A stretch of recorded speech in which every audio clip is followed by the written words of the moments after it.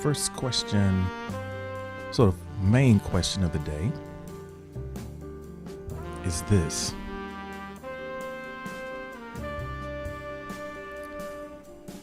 What is your most audacious goal?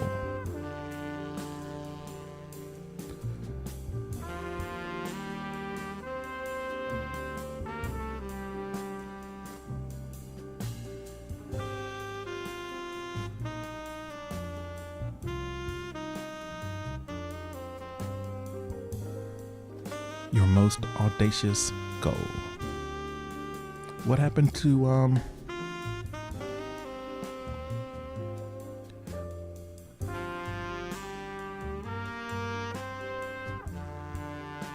yeah, what did I think I might have accidentally did that.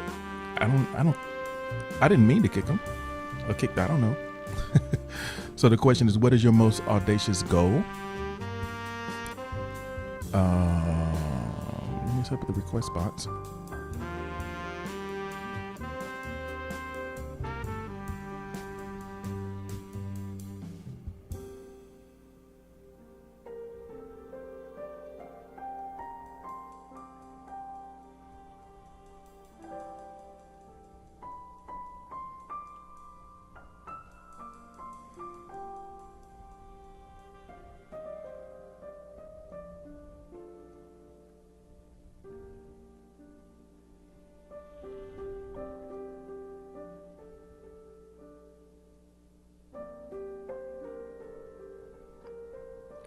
What is your most audacious goal?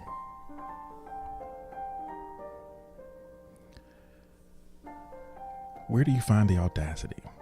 Right?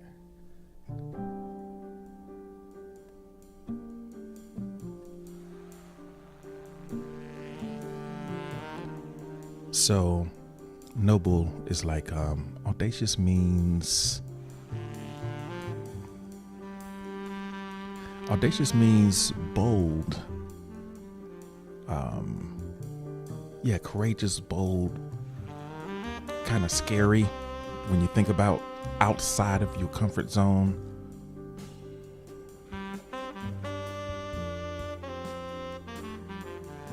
Daunting, that's a good word. I think that so I think that there is an important distinction to make about, I think it's important to bring up the distinction between a goal and a dream, because if there's no project attached, then it's not a goal yet. Like you don't have to have a lot of progress made. You can be in the very beginning stages, but you got a plan. You got like a path that you're trying to travel to get there. So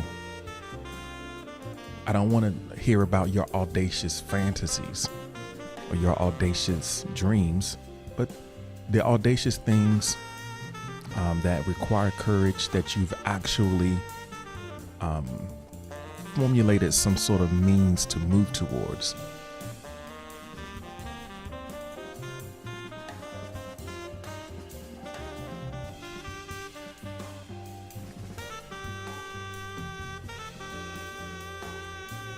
All right.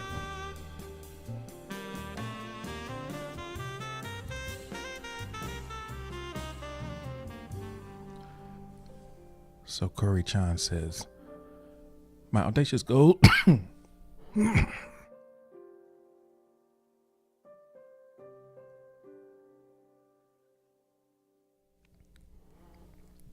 my audacious goal is meeting my soulmate who's female and moving in together. Having an audacious goal of cohabitating with your soulmate, making that happen.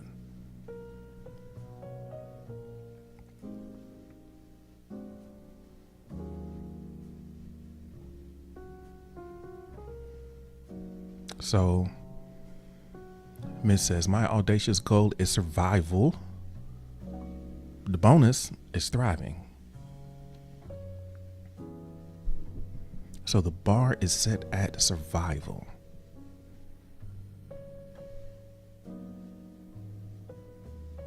Sometimes it takes reaching something that feels like a stretch to kind of get you up and going.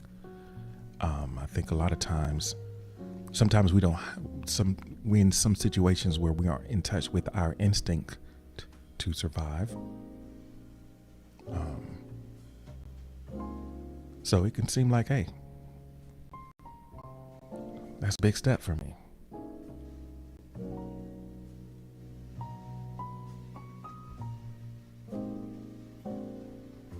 There's a lot of different ways to do that. I guess sometimes it's not that having survival as the objective is necessarily a bad thing. It's just a little vague because there are a lot of different ways to do it.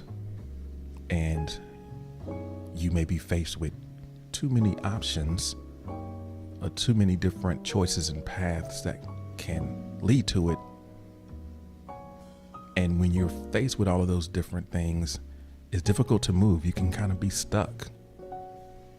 So to try to get a picture, the audacious thing, I guess the next audacious thing would be to try to formulate a picture of what your survival looks like. There's a way to survive that, just for the sake of clarity, it's not even about, just for the sake of clarity so that you can make decisions that move you in a specific direction, it's probably worth putting a little bit of meat on those bones. Like, yeah, so what would that look like exactly? So having the courage to get a little more specific, and getting that specificity requires bravery, right? Because once you get specific, then you're setting yourself up for disappointment, right? And we don't want that. We don't want to be disappointed. So as long as we can keep it kind of vague, we can shield ourselves, or we give ourselves the illusion that we are shielding ourselves from the disappointment, when, rather than shielding yourself from the disappointment of not meeting it, you're just existing kind of in a state of perpetual disappointment. So that's,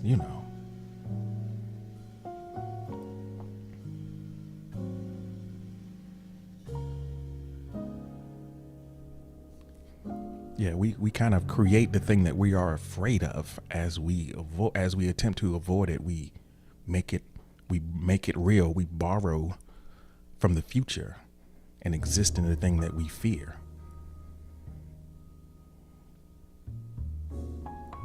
We borrow from the future and exist in the things that we fear. And they may not even be forthcoming. The things that we fear sometimes are not even forthcoming, but we make them our reality in the present. So, yeah.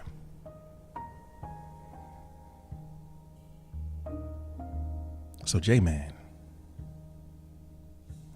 says, my audacious goal is to get paid incredibly well for doing what I do now, which is basically nothing. So, are you saying that you want the audacious goal is to get paid for doing nothing? Is that the goal? Well,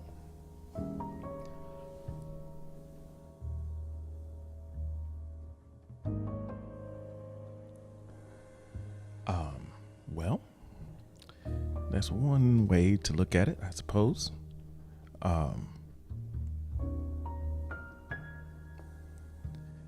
I guess you have to ask yourself the question, how happy, how fulfilled you'd be if you're not doing anything, because you have potential. And I think to some degree, we are robbed of so much we rob ourselves of a lot of joy when we don't move towards the things that we're capable of. It's kind of an empty feeling. So I would venture to say that even if you were paid incredibly well and had plenty of money, that you wouldn't be happy if you weren't expressing something creative or expressing something in yourself because the world is filled with people who have a lot of money who are miserable. So the joy doesn't come from the compensation. It comes from the engagement. So, yeah.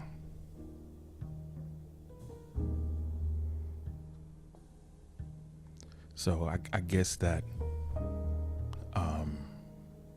so what you're saying is there's something that you want to do, but the pay is next to nothing. Yeah, and money won't save you from choking on water, that's for sure.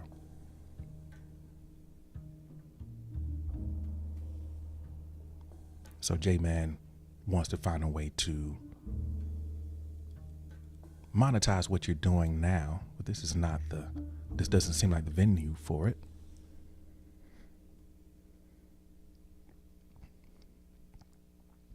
I feel you.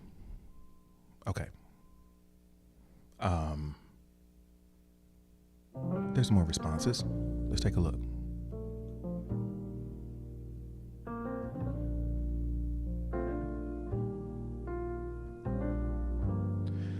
Someone anonymously says that I want to have a husband, a wife, a girlfriend, and be rolling over, laughing in joy. I want to have all of those things and be happy with them.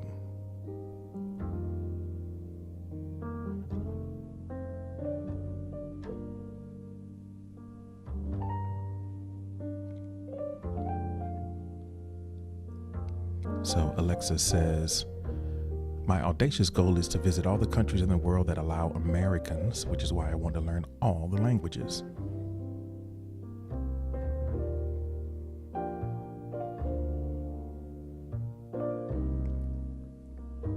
I want to learn all the languages.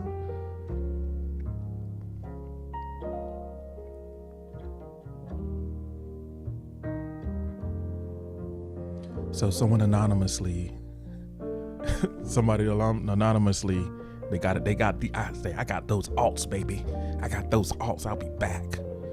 I want to start hunting. I got kicked for making a joke, but it is a real goal of mine. So I didn't mean to kick you because I wasn't even watching the chat. But, if I did kick you, I didn't mean to. Just stay in here. It's cool. I'll unblock you later. Just make yourself known. It's fine. I'm not going to kick you unless you say something crazy.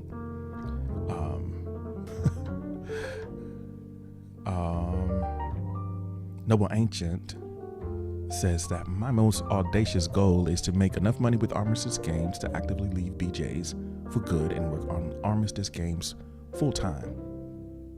Full time, baby.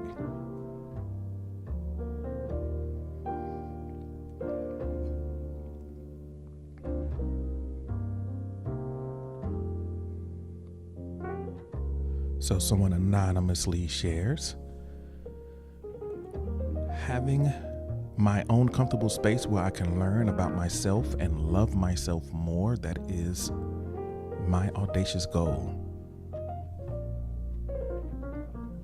I want to have my own space to learn to live and love myself. Yeah.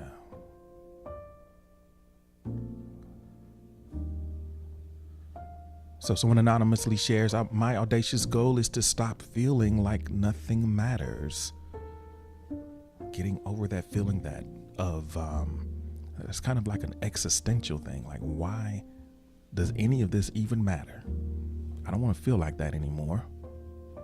I think a lot of times we are kind of disconnected from that cycle of our thoughts and our emotions and our actions, and we are dependent upon a feeling of meaning when a lot of times we can kind of create meaning through our actions. Even independent of the belief, I think that there is a meaning that can emerge from the actions that we take. Meaning is a story that we are telling ourselves. It's not necessarily that needs to exist externally or independently. We kind of craft that meaning through the actions that we take. So the audacious goal of trying to feel a different way, a lot of times those types of goals can be achieved by taking sort of the opposite or counterintuitive approach of acting. It's not really fake it till you make it, but it's acting yourself into a feeling rather than trying to feel yourself into an action.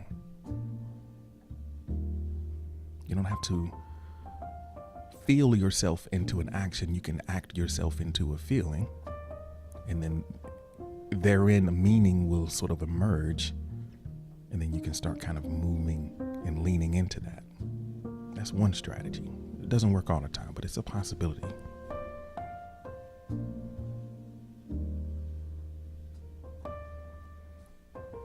So Johnny says, my audacious goal is to live alone and isolated from people. Johnny's like, I just need my space. I want to muck up, hermit up.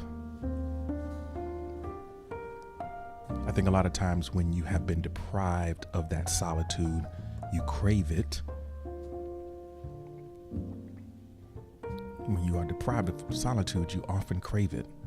And then sometimes when you get it, it's like, oh, I'm so alone.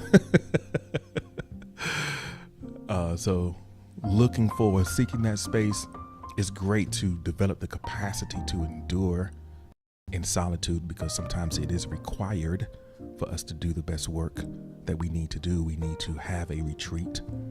But I think that it's also a deep need to attain connections, the right types of connections. And I think sometimes when we are looking for that retreat and that isolation from others, the isolation from others is sometimes more of an evidence that we just have the wrong people, and that we don't necessarily need no people. We just need different people, different connections. And we might be in a situation where we are misunderstanding what's possible based on what we've experienced in terms of connections with others. But sometimes it takes getting by yourself and having that space to realize that.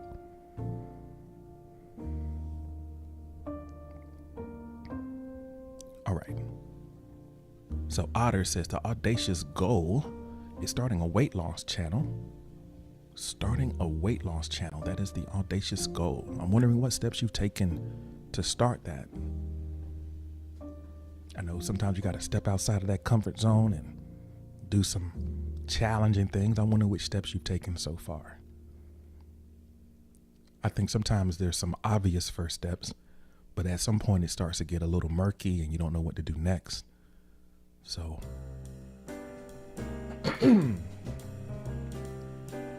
a bad plan a lot of times is better than no plan, because at least if you have the plan and you can start taking the steps, you can adjust and get feedback from real world actions and make it better from there.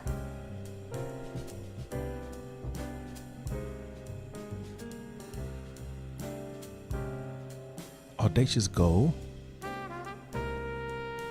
is, Tristan says, I'm going to finish school strong and stop being lazy. Well, if you are in your senior year, senioritis is real. It's hard to summon motivation during those last months of school. And a lot of times we just need to finish, right? It's not going to look cute. It's not going to look cute all the time, but we just got to get it done.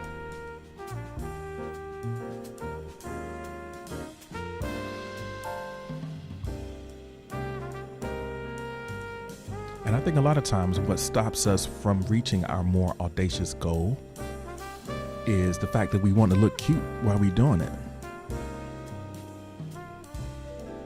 We want to look cute. We don't want to look bad. But I think it's necessarily the case that anytime you're trying to do something difficult that's outside of your range at the moment, you're not going to look cute doing it all the time.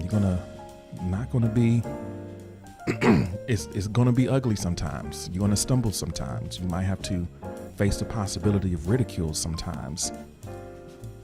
And you can't be afraid of that unless you intend to just look good while you're losing, you know?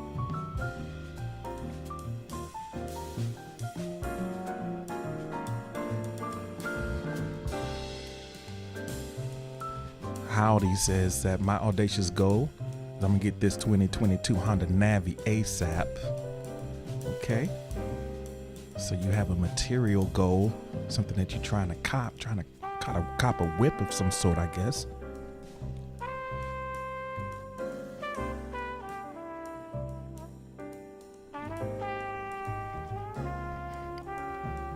I don't know much about whips. I'm assuming, you know, because it's a year. What other things are, you know, what other things are kind of set up by year?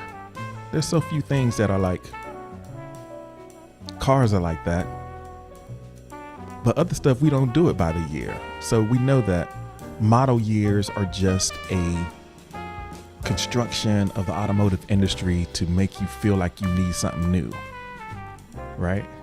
Because this is arbitrary.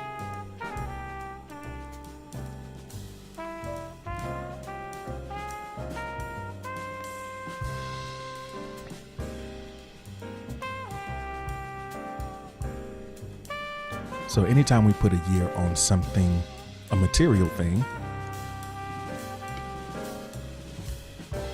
it's usually a construction of some sort.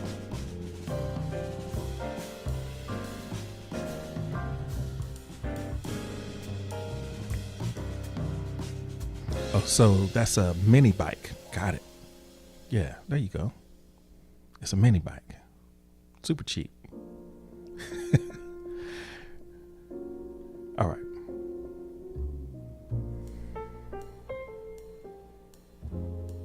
All right. Thanks everyone for sharing these audacious goals. We're going to get ready to go to the next prompt if y'all are ready.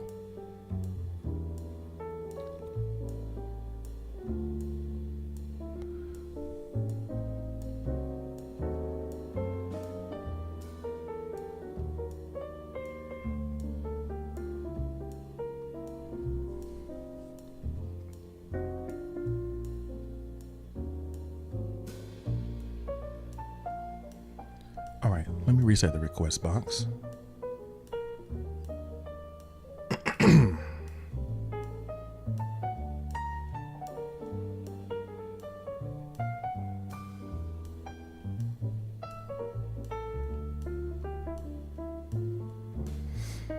So what is your latest obsession? I think sometimes audacious goals are sometimes aligned with things that we are really passionate about. Maybe even on the extreme end of being obsessed with something. And obsession is a double-edged sword. For sure, it kind of gives you a lot of start energy, right? It can get you going. And, you know, a lot can happen after that. So sometimes I think we can be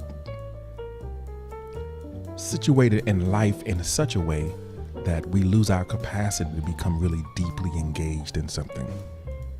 And when we do find ourselves engaged, it might be with something that's not healthy, right? An unhealthy obsession can sometimes give you sort of a sense of escape and lead you kind of a dark place. We can fixate on something that is completely counter to what is our stated goal. Right? We can get wrapped up in that, and we could just hide in that. You know, it's a nice cozy place.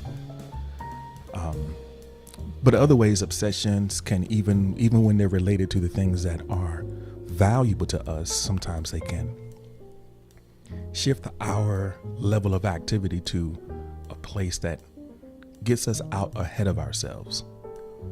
So not saying whether it's a good one or a bad one. What is it? What would you say it is?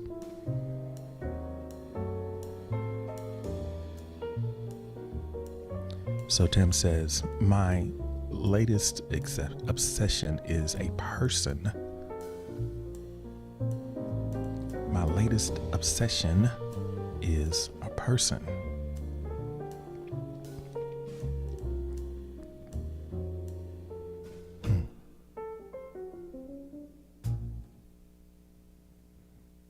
All right.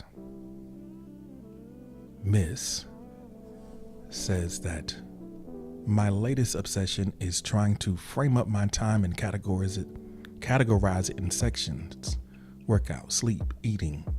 So I'm obsessed with managing my life and my time. That is my obsession right now.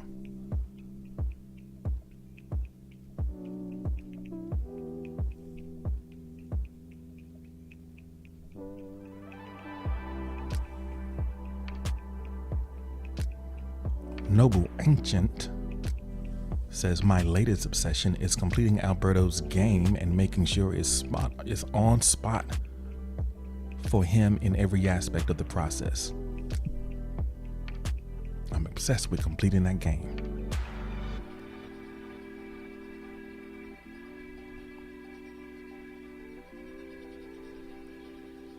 So Mez says, I am happy to announce art. I am happy to announce art is my latest obsession.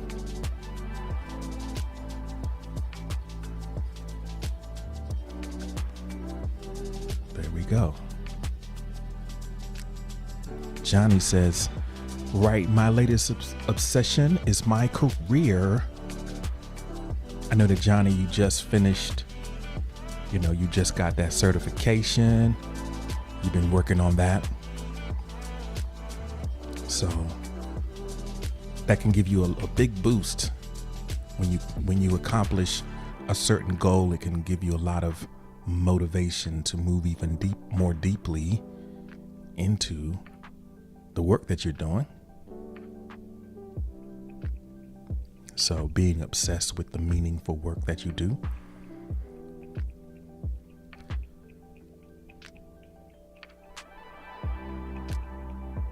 So I think that the idea of obsession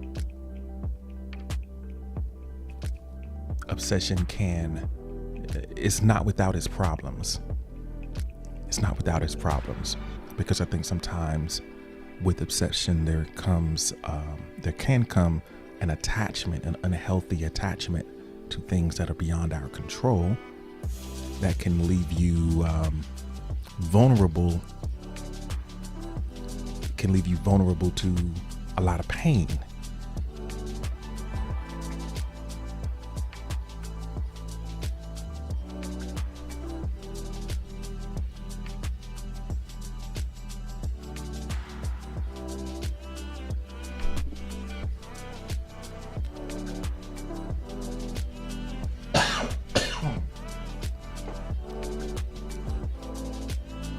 So you have to, whatever your obsession is, whether it's something that's moving you towards a meaningful goal or whether it's not, either way, there's a vulnerability that comes. Sometimes there's some blindness that is sort of inherent in obsession, because your field of view sometimes is too narrow. You're so narrowly focused and pulled into a specific thing that you develop some blind spots.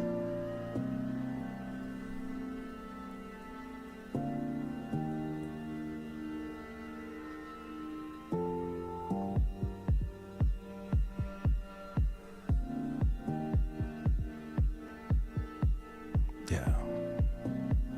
So there's the thing about obsession.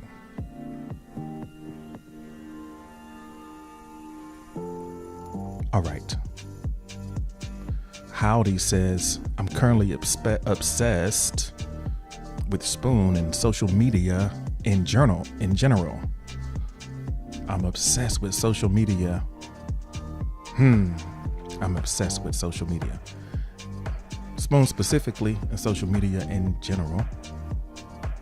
I think that's the one that there's a lot of people who are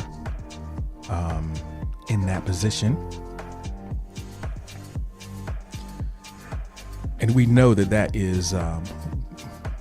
that can be problematic at times, because it gives us sort of the appearance, it gives us the appearance of connection. Sometimes it gives us a simulation of some of the connections that we desire to have without all of the substance. So sometimes it can be a great way to make connections with people. A lot of times those connections aren't as deep as we would need for them to be, to function in our lives and fulfill that need completely. So you have to kind of moderate and consider what those connections mean, and make sure that they are not all that you have to sustain you.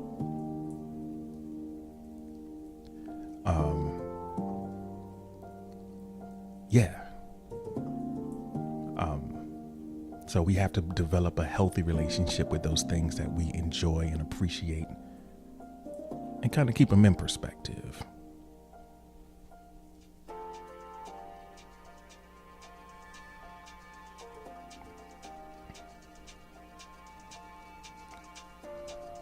So Alexa said, my latest obsession is gaming. We just bought like 3 new tabletop games. Plus I re-downloaded Pokemon Go. I've been actively working on my Switch games too. So rekindling your obsession with gaming. Sometimes things that we enjoy, they kind of lie dormant for a while, or we get distracted from them, or we have to set them aside intentionally. But sometimes just a little bit of novelty, we get reminded of those things that engaged us so deeply, and we can come back to them.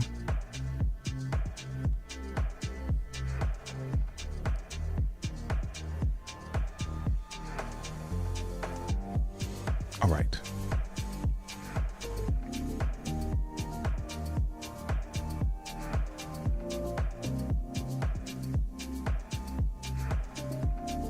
Let's get ready to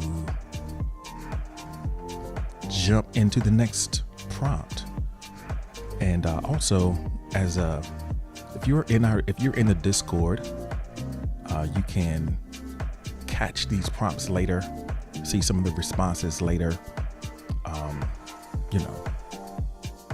We're gonna try to do a better job of preserving and allowing you to see your growth over the course of your time here in the Morning Journal channel of the Writers Room Discord. I know that's a little bit confusing, but join the Discord and keep the conversation going. All right.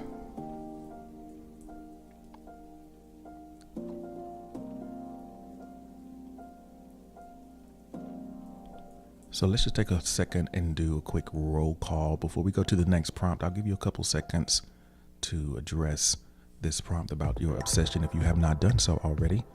But shout out to the Purple Gang represented in the house. We have Mo, we have Tim, we have Miss, we have Noble Ancient, Goddess of Words, and Howdy representing for the Purple Gang.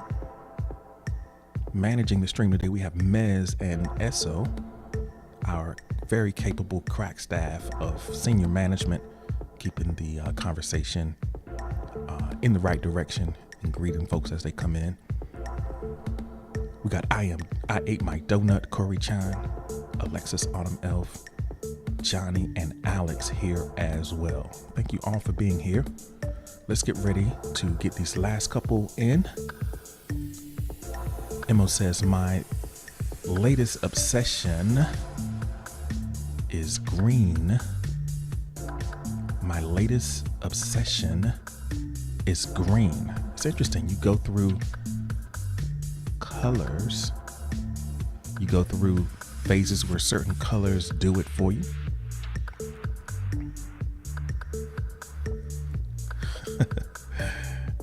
So, all right, let's get ready to go into the next prompt. We're ready to do that.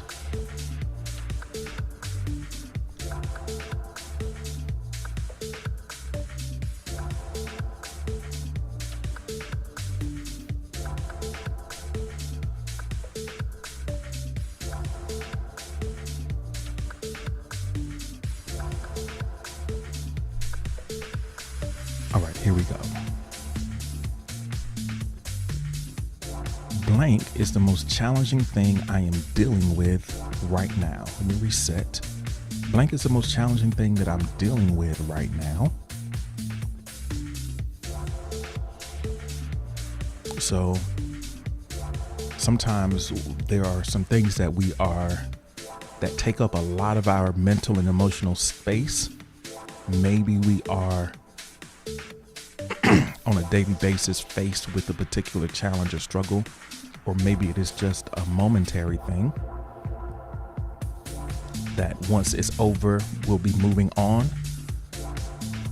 to the next challenge. So some challenges are persistent and recurrent, and then others are momentary or temporary, situational.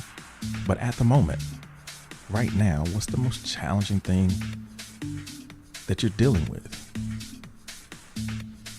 Challenging thing that you're dealing with. So give it a couple seconds to think this one through. I'm gonna,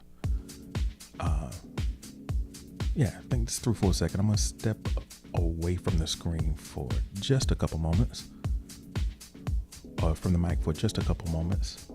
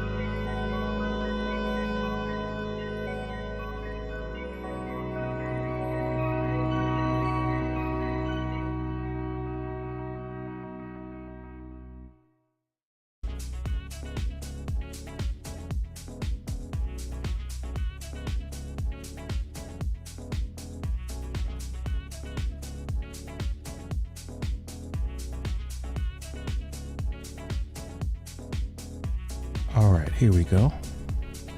The most challenging thing I'm dealing with right now. That is the question.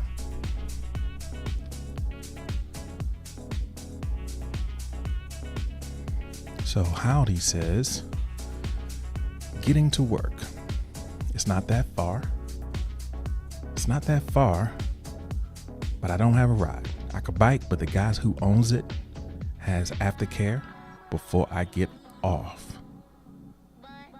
So there is a little transportation challenge to overcome. And I guess that's why your audacious goal is to get that handled. Make your life a lot easier. Most challenging thing right now.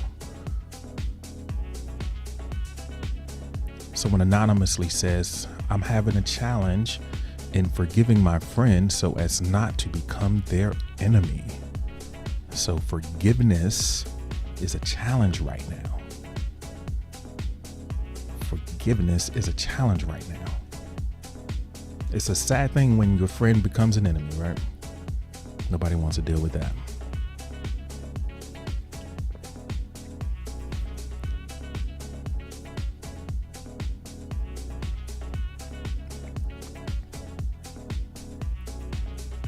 Johnny says, dealing with people is the most challenging thing I'm dealing with right now. Dealing with people. That's why Johnny's like, yo, I need to get away from these folks. I need to isolate. I need to isolate. Get away from these people. Well, that's one way to remove yourself from the challenge, is one way to not have to deal with it. But, you know.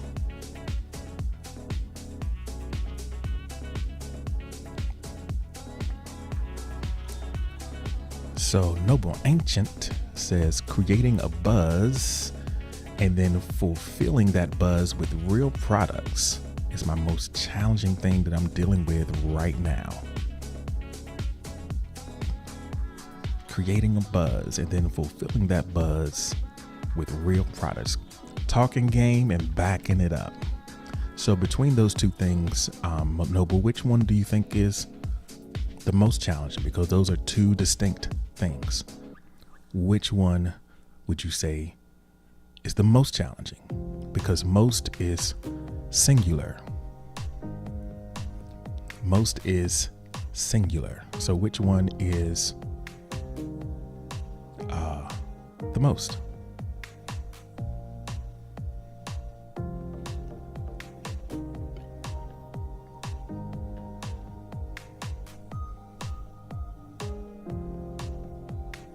Noble says, I can easily create buzz. If it's so easy, then why ain't it buzzing? If it's so easy, then why ain't it buzzing? I don't know. I don't know if it's easy or not. Sometimes I think for creative folks, we retreat to creating more work as a way to avoid the buzz. And maybe the buzz is too diffused over too many things.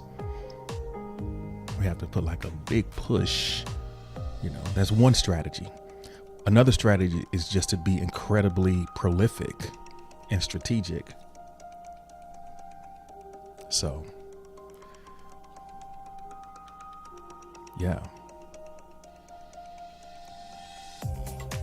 Sometimes we got to bear down and put all the weight behind a thing to launch it, really launch it. And then we can kind of use that to open the door for other things.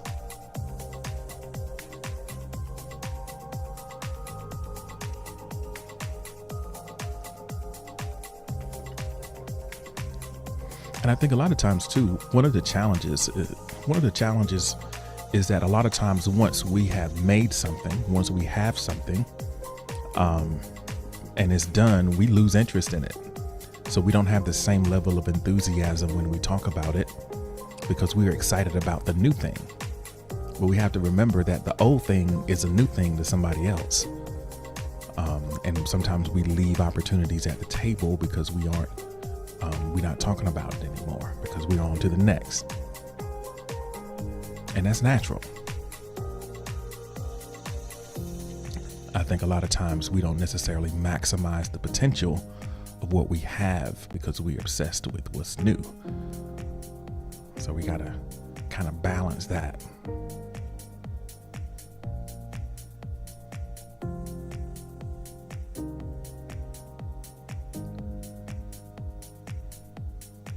So for Alexis, the biggest challenge is being sick 2 days before starting a new job, while still having to adult when all I really want to do is self-care and sleep. That's the most challenging thing I'm contending with currently.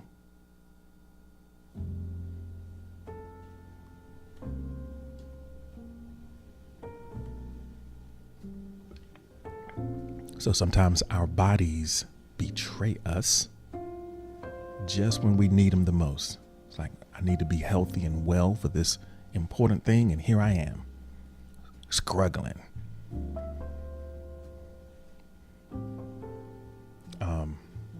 A lot of times, sickness can come out of nowhere. You don't have to earn it, right? So I guess it's incumbent upon us to appreciate the times that we are well and to try as best we can to, while we are well, focus on being well and doing the things that will help us stay well. And maybe we can be a little more resilient when the inevitable sickness does come. We can bounce back a little faster experience it a little less frequently and a less severely. I know that, Alexis, you've made significant lifestyle change that hopefully will lead to wellness when you decided to stop smoking, something you've been working on for a while. And the dividends for that might not happen immediately, but they are coming. So they are coming.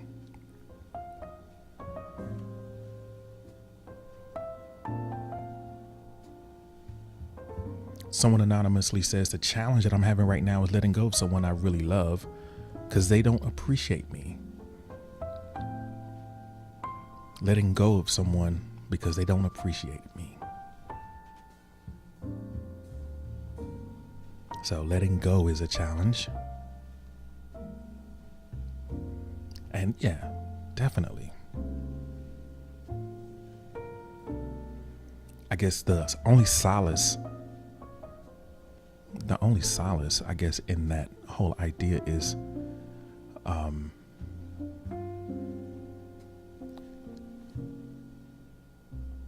you're not letting go of something. What you're really letting go of is an idea. You're letting go of an idea, not a person in this case, because it seemed to be the case that you did not actually have them. So you're letting go of the idea. Sometimes it's easier to think of it that way when you realize that you didn't actually have that person. You have an idea about that person. And then you can continue to love them and let go of the idea. Love the person and let go of the idea.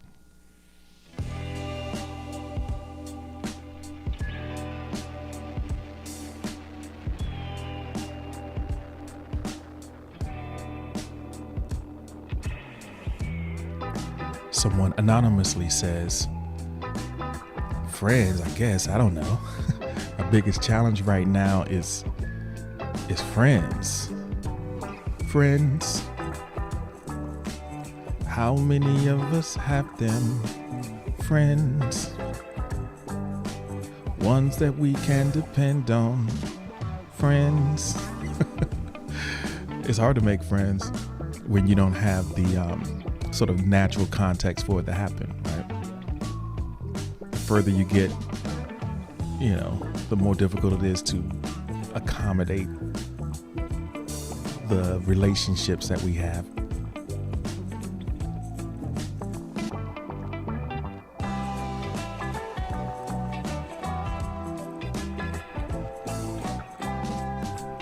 All right. So our capacity to face challenges, I think sometimes the reason why we have these, the reason that it's sometimes useful to have audacious goals is not necessarily because we plan to reach them necessarily. It's just about the trajectory that they give us, right? It's just like when you are navigating, there is a force like the moon. There's a way that you can look at the sky and look at the stars to tell which direction that you're going. So the stars are not your goal. Like, you don't intend to reach the stars. You're using them to navigate. And I think audacious goals work that way. They are a navigation device. So when we use them that way and when we hold them that way, sometimes they can pull us in the direction that we need to go and give us the sort of light and energy that we need to face the challenges that come along that path. Because I think that sometimes what makes challenges difficult to overcome is a sense that we're not certain of the direction that we're going. So we might face a challenge and then we might question our direction.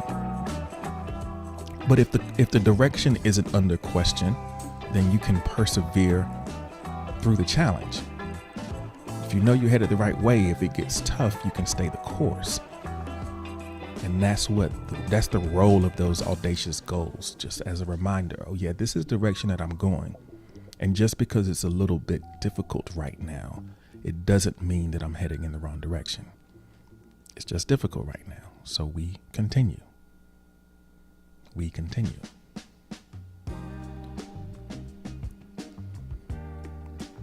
So the challenge for Miss says that balancing my needs and wants while helping others, which is what I love and want to do. So there's a challenge in finding the balance of taking care of myself and then taking care of others, looking out for what I need and desire, and also meeting the needs of other people. Where is the balance?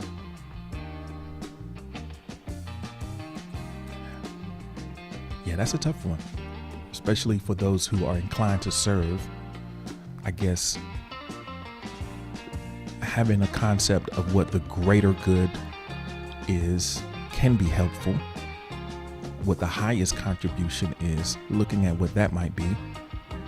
And when you understand that a healthy you can make a deeper contribution, more meaningful contribution, sometimes saying no right now is the most generous thing that you can do, because your involvement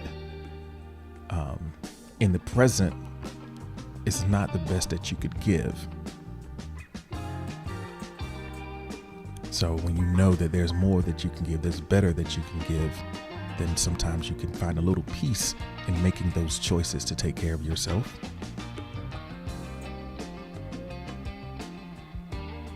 So I Am Sierra has got cheesecake, and I'm a little bit hungry. So I like cheesecake.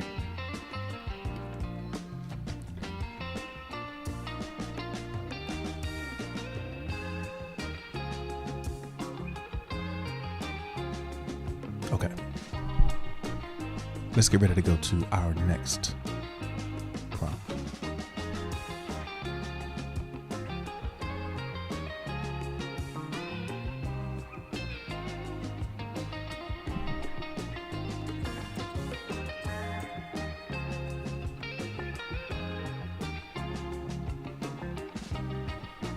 So I think that for a lot of us, if we do have kind of audacious goals, there is, we might have some faith that it's going to work out. We might have some sense that, yeah, sometime in the future we can get there. And we don't necessarily have expectations. We know that it's going to take a certain amount of time to reach those goals. So we don't necessarily feel anxious about them because we understand it as a process. What gives us more frustration and anxiety and worry are the things that feel like they're right there and you just can't quite get there. Those things that are just out of reach, those can be the ones that can be the most frustrating and the most demoralizing. There is a sort of almost a cliche of kind of people giving up right at the finish line, right at the goal line.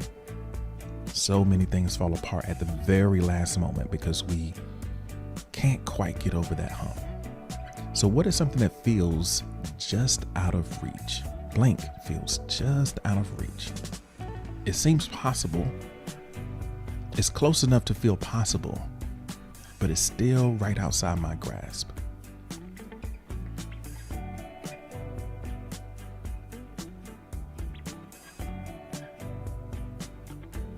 So Miss says, thriving, like I'm right there, so close to having everything I want. But it's right just outside of our reach, just right outside of, we are almost there. Right outside of your reach. Howdy says, true love feels just outside our reach. It's just outside our reach. True love.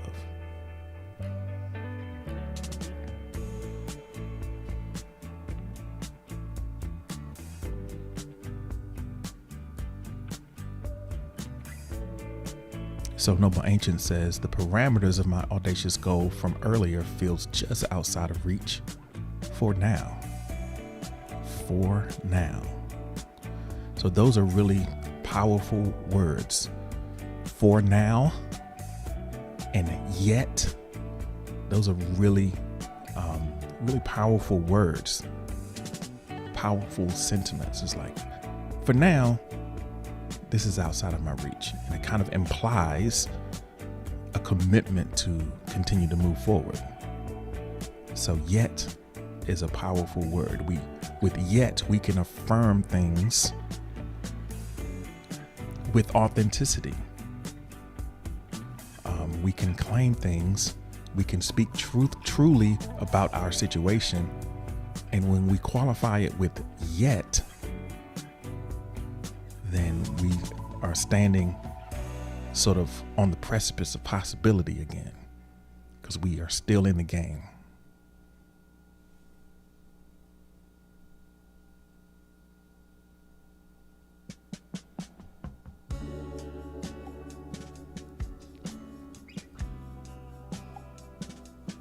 So no one says that being noticed by the people I like and my friend seems just out of reach. Being noticed seems just out of reach.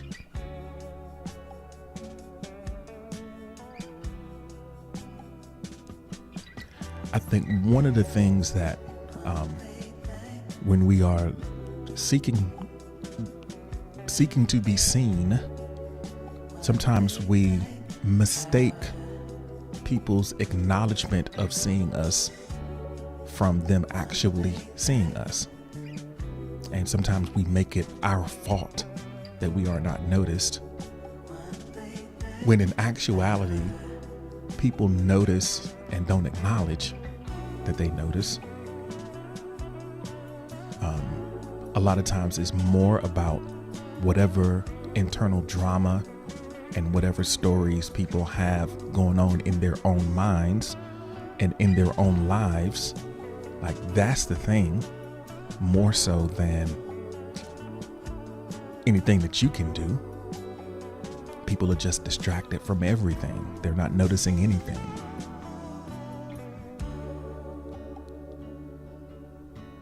So I think it's important to not pull ourselves too far out of who we are for the sake of being noticed, because to be noticed as something that's not authentically you is not to be noticed at all. And then you can get caught in a trap of playing that game. And you're seen, but you're not really seen as you. And that'll lose its utility very quickly. That'll lose the worthwhileness really quickly.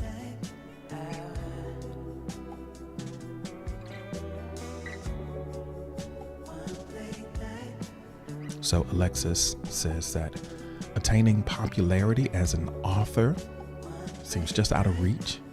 I need a decent local buzz in order to do a book signing to convince the bookstore to carry my book. So that sounds like at least a path.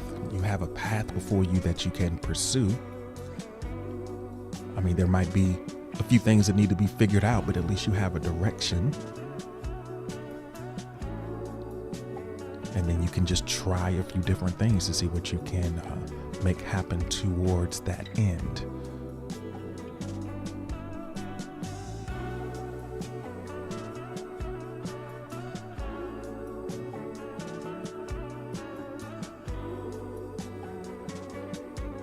So for Johnny, finding peace of mind is something that feels just out of reach. Peace is one of those things that is one of those few things that the more you pursue it, the more it flees from you. It's one of those things that you have to allow rather than pursue sometimes. It's just like sleep. if you're unable to sleep, the more you worry about trying to sleep, the less likely you are to sleep. There's some things that have to emerge. You create the conditions, but you try to create the conditions for it, but ultimately you have to allow it.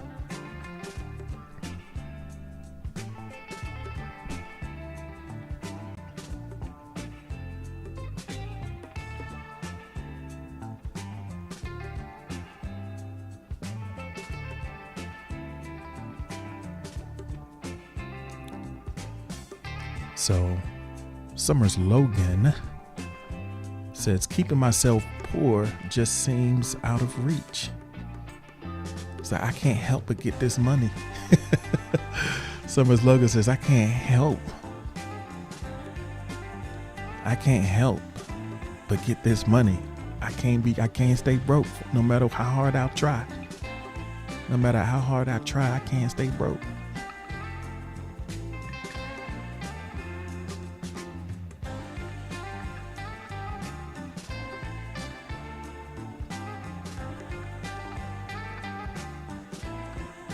All right. So yeah, the things that seem just out of reach can be a little bit even more frustrating than the audacious goals that we set for ourselves. Just because it's so close, you can almost taste it. You can almost experience it. And that's sort of like that darkest hour before the dawn type situation. Like, we're almost there, baby. You're almost there. Can we hold on a little bit longer? Can we persevere just a little bit more? Is that possible for us?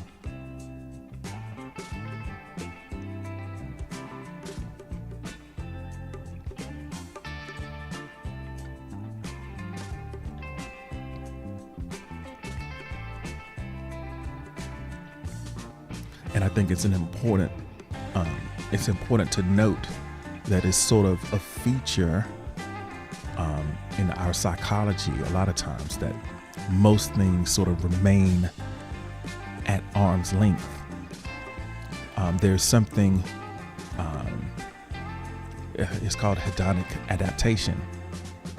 So even when we reach the thing that feels just outside of our reach, from that vantage point, you'll see another thing that you want that's just outside of your reach. There's always going to be something there. So learning how to manage that feeling, that sense of incompleteness, that's sort of one of the major tasks of being human, managing that. And it's a false sense of incompleteness in many cases, but it still can crop up sometimes. And to not allow that to derail us, to have keep us from orienting our eyes in the positive direction. We can't let ourselves be kind of taken out by that.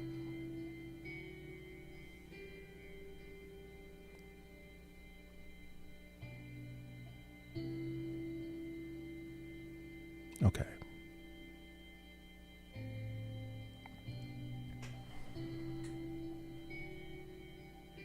So we can get ready to go to the next prompt. Let's get ready to pull that up real quick.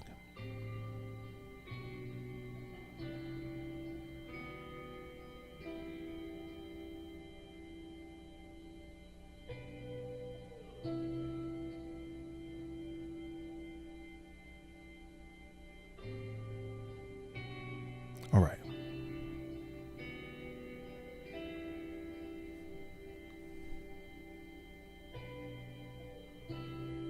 So this prompt, this question, what do you own that you have grown tired of taking care of? What do you own that you have grown tired of taking care of?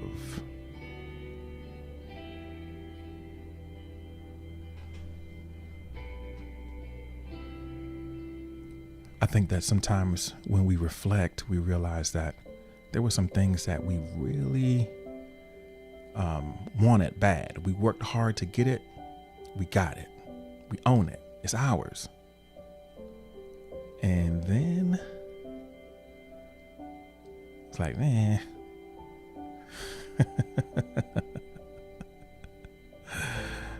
Yeah, I don't really care that much about it no more.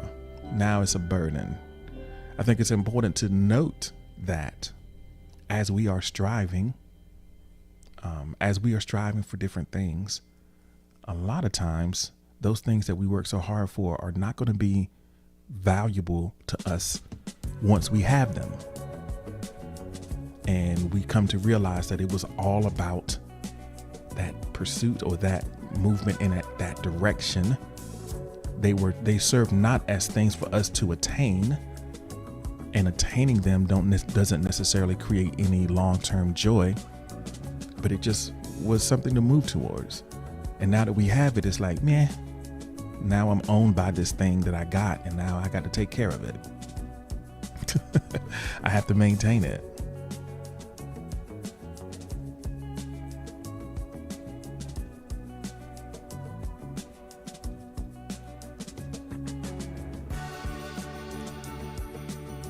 So Emo says that dishes, I'm tired of owning dishes. I love the planet, but I wish I could just eat with my hands. Wish I could just eat with my hands, yo. Emo should just transition to all finger foods.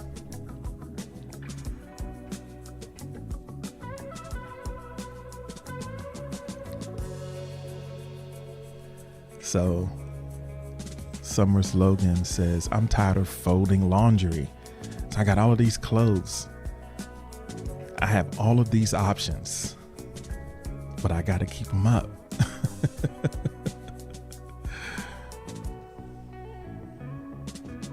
Summer's Logan says, I learned to sit down and wash dishes. There's some activities that just seem to go along with standing. Like cashiers, you expect them to be standing when they are when they're ringing you up. In my mind, there's this convention of a person standing at a register and taking your stuff. And that just seems like the right way. But when I was overseas, the cashiers sat down. They were seated at the register. So the thing was a little lower, right? But it just seemed a lot chill. They seemed like they were enjoying their life a little bit more. They sit down at Aldi. Aldi is and that's a German store. Yeah. It's like, oh yeah, just as you here at work, have a seat. Take a load off. So Miss says that my car, I own this car. I need to get it fixed, but people keep asking to buy it. I might just sell it. I don't know. Tired of taking care. Tired of worrying about this whip.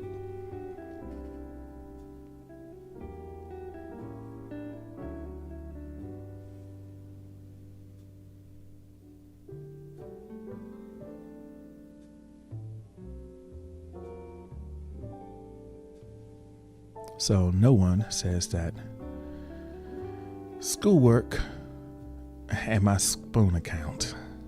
I own this schoolwork and I'm tired of taking care of it. I got this spoon account. I got this whole persona on here and I'm tired of maintaining this vibe. My life as no one has become too much.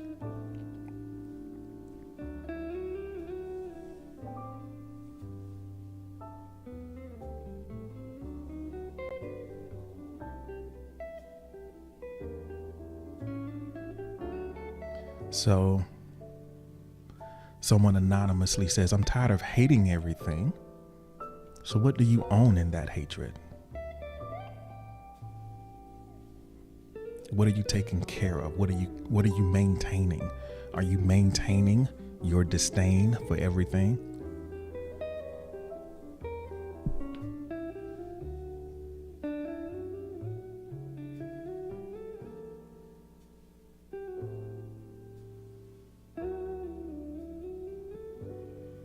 how he says, I'm tired of walking. It's no longer exercise at this point. I'm tired of walking. It's no longer exercise at this point. So you tired of owning your mobility? What are you owning in that you're tired of? So, yeah, we kind of transition the prompt from what we own to what we're tired of. We forgot the ownership part.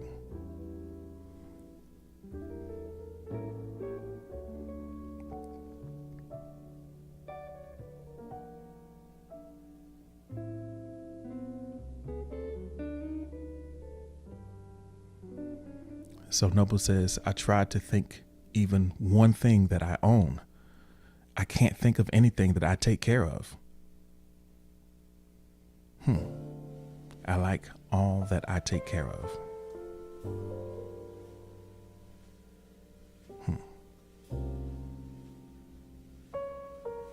Noble says, ain't taking care of nothing, baby.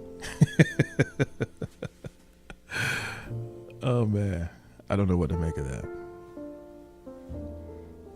So Johnny says, my mind, I own my mind and I'm tired of taking care of it. It's such a burden.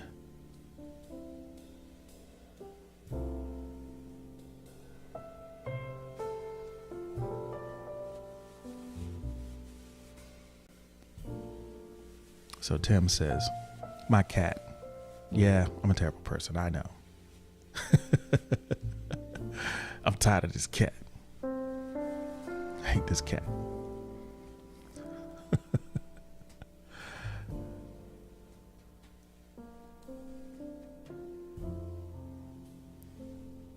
All right.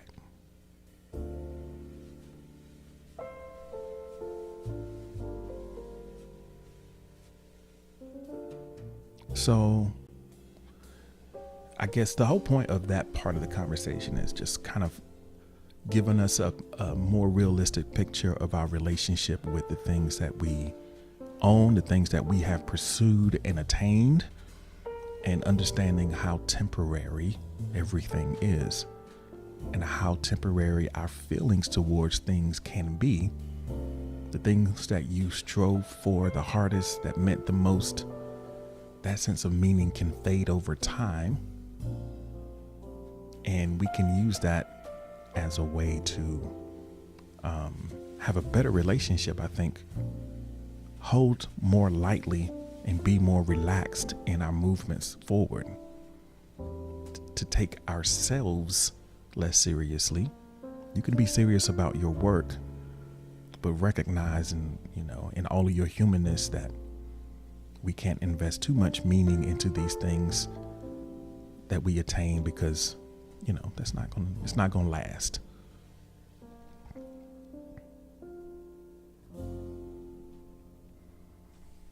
So Miss Hippie says, my body, I've been stress eating, but I'm tired of not caring for my body. So I'm changing that.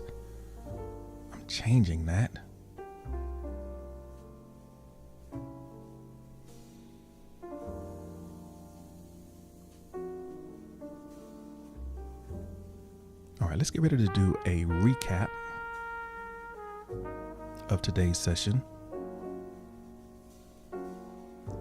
And it's at this point that if you would like to share a key takeaway, we can do that.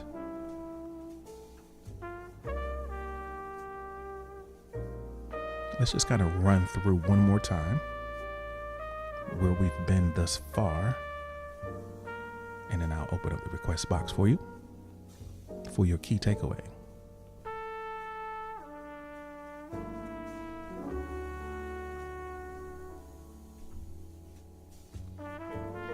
All right, in today's session, we started the conversation looking at and considering what is your most audacious goal.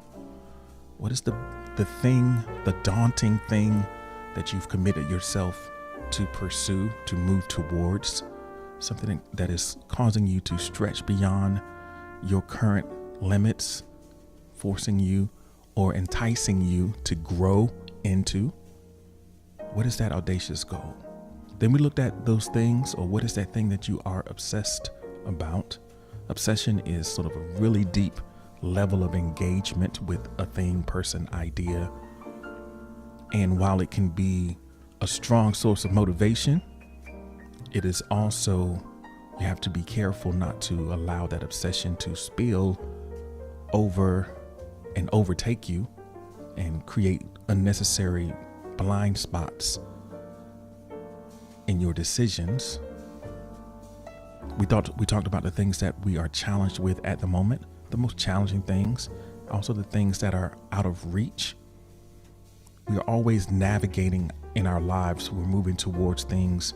We are trying to achieve certain states of being. Sometimes our goals are not material. Sometimes they are spiritual and emotional goals, ways that we want to exist and feel and be. And as we move towards those things, we understand that even when we own that state, when we own that thing, we might not always feel appreciative of it. Anything can become a burden. The thing that you wanted the most can eventually become a burden. So having that relationship with, having that understanding of sort of that part of our psychology as humans can be a helpful way for us to recommit on a daily basis to move without attachment, pursue without attachment to a specific goal, understanding that this is the direction that I'm going and I'm open to all of the possibilities that lie along that path. So, Miss Hippie, thank you so much for the spoons. I really appreciate that. So right now we're going to take a look at some key takeaways from today's session. And let's see what we have here.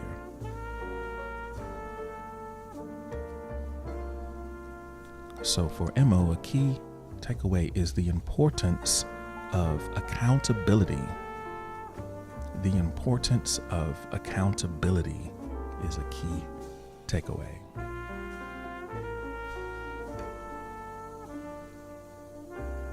Accountability is, people have complicated relationships with that, right? Sometimes we resist that, but it's extremely important.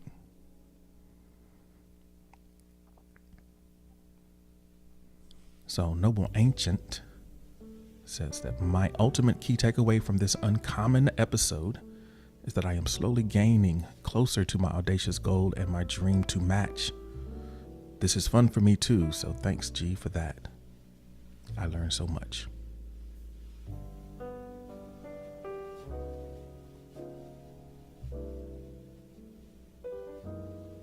Someone anonymously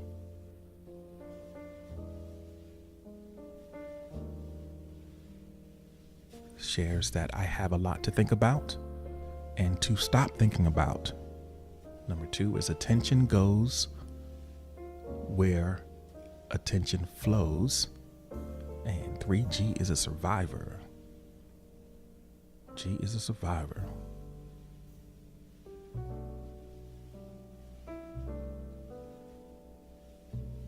Key takeaway.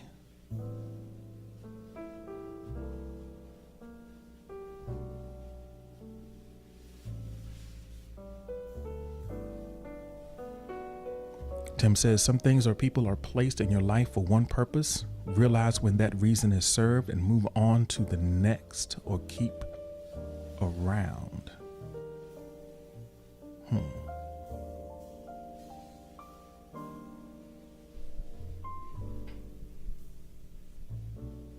Realize when that purpose is served.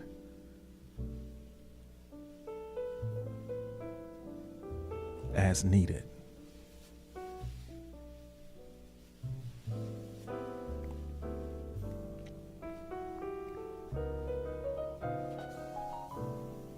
So Miss says a key takeaway is reaching a goal is just as audacious as letting go of something that was once important.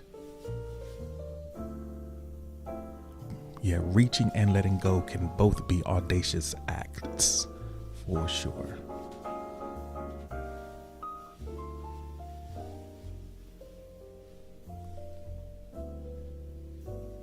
All right. Sounds good to me, folks. Let me say goodbye to everyone who was watching on the video channels.